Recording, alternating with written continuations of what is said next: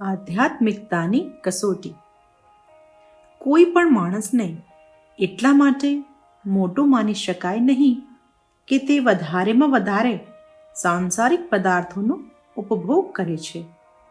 વધારેમાં વધારે સંપત્તિ ભેગી કરનારા તો મોટે ભાગે લૂંટારા હોય છે.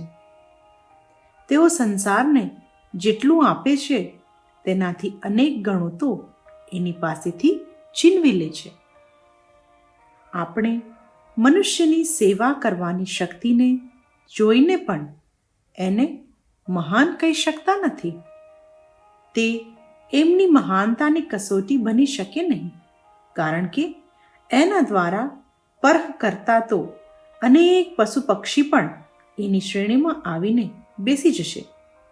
બધા જાણે છે કે શિયાળ, ભૂંડ, કૂતરા, કાગડા, ગીધ વગેરે પશુ પક્ષીઓ પણ સડેલા પદાર્થો, મળમૂત્ર વગેરેને ખાઈ જઈને વાતાવરણને શુદ્ધ કરે છે.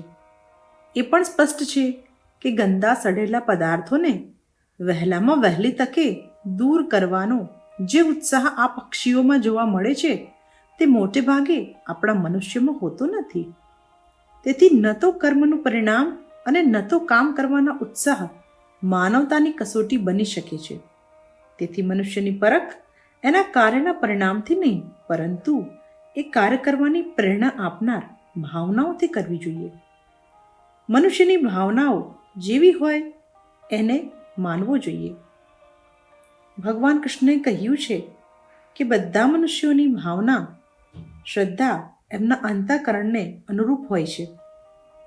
તેથી જે પુરુષ જેવી શ્રદ્ધાવાળો હોય તેવો જ તે પોતે હોય છે. અખંડ જ્યોતિ, માર્ચ 1939, પેજ 17. સંદર્ભ પુસ્તક ઋષિચિંતનના સાનિધ્યમાં. વિચાર ક્રાંતિ દૂત યુટ્યુબ ચેનલને સબસ્ક્રાઇબ કરો તથા બાકીના વિડીયોઝનો લાભ લેવા માટે બેલ આઇકન જરૂર દબાવો. ધન્યવાદ.